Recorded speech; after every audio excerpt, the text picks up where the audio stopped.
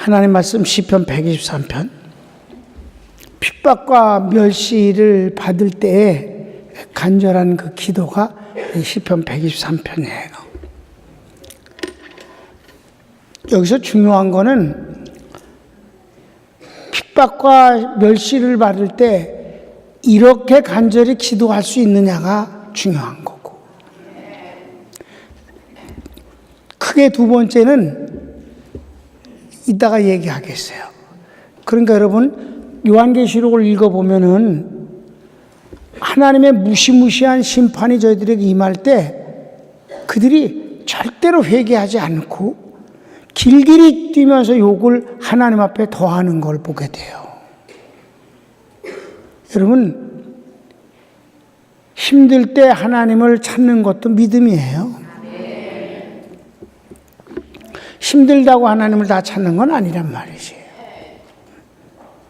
그러니까 여기 오늘 나는 여러분들이 먼저 외롭고 힘들 때 원망하거나 슬퍼하거나 좌절하지 말고 하나님을 찾는 것이 믿음인 것을 꼭 잊지 마세요.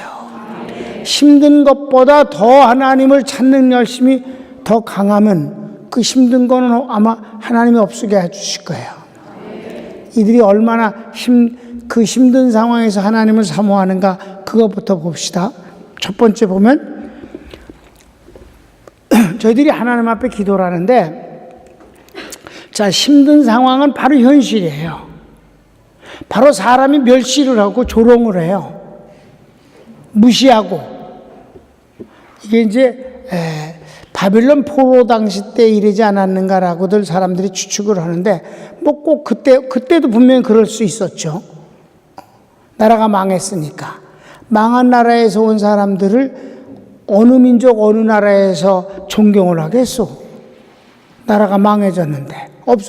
아주 나라가 없어져 버렸는데. 그러니까 멸시받는 건 뭐 당연한 거겠죠. 다윗이 블레셋으로 망명 갔을 때 그가 멸시받는 건 당연한 것 아니겠어? 그런데 그럴 때 과연 기도하느냐가 문제인 거지. 힘들 때 기도하는 거. 그래서 로마서에 보면 너희가 힘든 일이 있느냐? 기도하라. 즐거운 일이 있느냐? 찬양하라. 자, 1절, 2절을 보면 바로 그 현실이 그 힘든 건데 욕을 하는 게 바로 눈앞에 보였어. 금방도 날 멸시해서. 그런데 눈에 보이는 멸시하는 자들, 무시하는 자들, 나를 경멸하는 자들보다 더 살아계신 하나님의 실존을 의식하고 기도한다는 거예요. 이게 복이란 말이에요. 눈에 보이는 고통스러운 현실보다 내 앞에 계신 주님을 더 실감하면서 기도한다는 것이 중요한 거예요. 막연하게 기도하는 게 아니라. 자, 1절, 2절을 읽으면 바로 그런 걸 보게 되거든요. 시작. 하늘에 계시는 주여, 내가 눈을 들어 주께 향하나이다.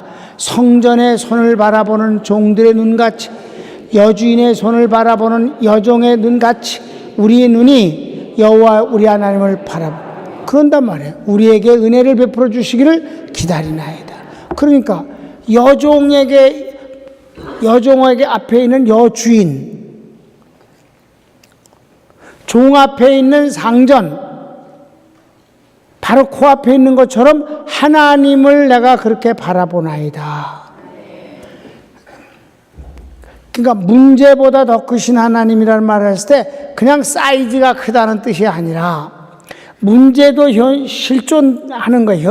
현존하는 문제예요. 그런데 하나님이 내 앞에 계신 분은 더 실감나는 분이라고 되어야 된다는 거지. 이 말이, 이 복음을 기억해야 돼요. 그래서 신학대학원에서 뭘 가르쳐 달라고 할 때 내가 뭐라 그랬어요? 하나님 실존 앞에서 살겠습니다. 왜? 그분은 언제든지 계신 분이거든. 아니, 내 안에 계시잖아요. 아무리 문제라도 이건 바뀌잖아. 이게 중요하다는 거지, 이게. 이게 4절뿐이 안 되지만 말이에요. 이런 기도를 할 수 있다는 것은 하나님 실존을 실감하기 때문에 이런 기도를 하는 거예요. 두 번째.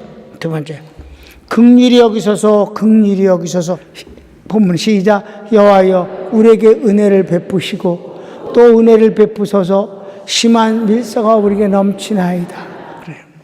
은혜를 베푸소서, 은혜를 베푸소서. 이 말이 사실은 긍휼히 여기소서, 긍휼히 여기소서야.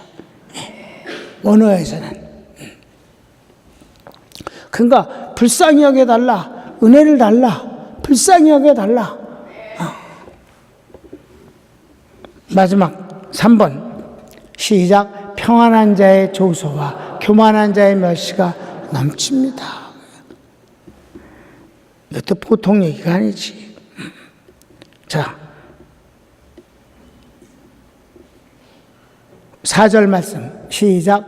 안일한 자의 조소와 교만한 자의 멸시가 우리 영혼에 넘치나요. 이게 상대적인 박탈감이에요. 아주 평안해. 그런 놈이 멸시하는 비웃음으로 웃고, 교만한 자가 대놓고 멸시를 해요. 참 슬프고 힘든 일이지. 그래도 그런 가운데서도 내 안에 계신 주님, 나를 바라보고 계신 주님이 나를 사랑하는 것이 그들보다 더 크기 때문에 이걸 구하는 거예요. 그래서 여기서 좌절이 아니고 이런 상황이지만 나는 주님의 은혜로 쓰겠습니다라는 뜻이에요. 이제 두 번째는 뭐가 중요하냐면 이런 세월이 있었어요. 이런 세월이 있었는데 하나님 앞에 이렇게 구하니까 하나님이 어떻게 해주셨을까? 회복시켜 주셨어요. 상황이 반전됐어. 아주 좋아졌어. 그랬을 때의 모습입니다. 그랬을 때의 모습. 지난날에 지독하게 힘들었던 것을 그런 일이 없었던 것처럼 지우지 말라는 거예요. 지금 내게 주시는 축복도 귀하지만은 과거의 그런 날을 오늘의 날로 만들어 주신 하나님을 잊지 않는 것이 더 중요한 거예요. 여러분, 힘들 때나 잘 됐을 때나 내 앞에 계신 실존하신 하나님을 볼 수 있는 것이 복이에요. 그분이 안 보이면 안 돼요. 그리고 그 힘든 세월이 완전히 잊어먹을 만큼 좋아졌으면 그게 사사기야. 그럼 하나님을 사랑해서 섬겨야 되잖아. 근데 편해지면 다시 하나님을 버린다 이 말이에요. 저희들이 왕노릇하고 저희들이 주인으로서 산다고. 좋아졌을 때도 그 어려웠던 걸 맨날 되뇌이고 살라는 말은 아니에요. 다만 잊지 말라는 것이고 그런 일이 없었던 것처럼 감출 건 없다는 것이지. 그렇게 해서 뭐를 말해야 돼? 오늘의 내가 나 된 것이 나로 말미암은 것이 아니라 하나님의 은혜입니다라고 말한다면 하나님이 받으시기에 얼마나 기쁘시겠는가. 네가 그렇게 말하니 그래 내가 너에게 더 줄 것이 있다 라고 하시지 않겠는가. 그래.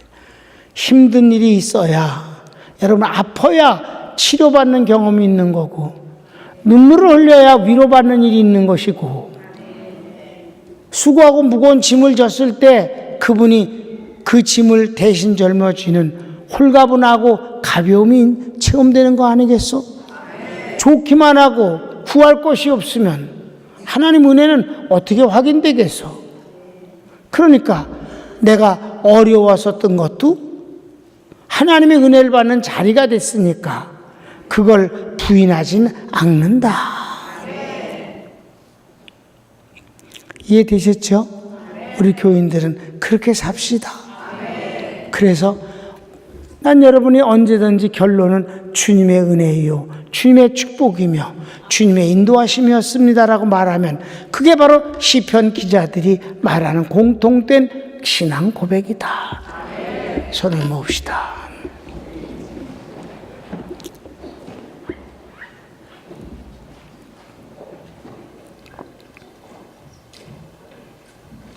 여러분, 지난 날이든 지금도 여러분 군대에 가면 그렇고요, 감옥에 가면 더 그렇습니다. 저 집에 금송아지 없는 놈이 없다고 그럽니다. 그게 뭐요?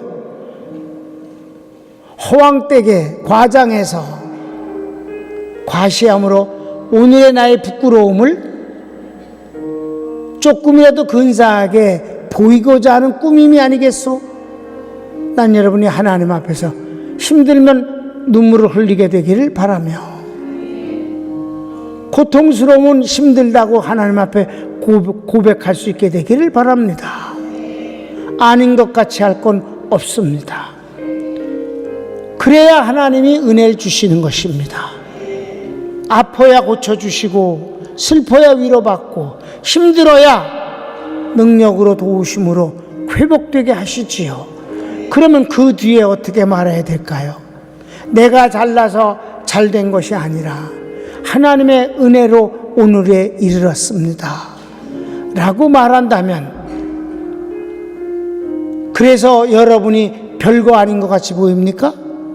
옛날 걸 거짓말로 꾸며서 멋지게 보이려고 할 필요가 뭐가 있겠어요? 이건 믿음이 아니에요. 이건 복음도 모르는 일이에요. 진짜 복음을 모르는 일이에요. 하나님을 모르기 때문에 하는 짓거리입니다. 하나님을 체험하지 않았기 때문에 하는 소리예요. 주님의 은혜입니다. 주님의 축복입니다. 그러니까 여기서 보면 긍휼히 여기소서, 긍휼히 여기소서, 은혜를 베푸소서, 은혜를 베푸소서 한 사람이 주님의 은혜였습니다. 주님의 축복입니다. 주님이 아니면 아무것도 아닙니다라고 말하지 않겠는가? 다 같이 주여 한번 부르기도 합시다. 주여. 사랑하는 주님 감사합니다.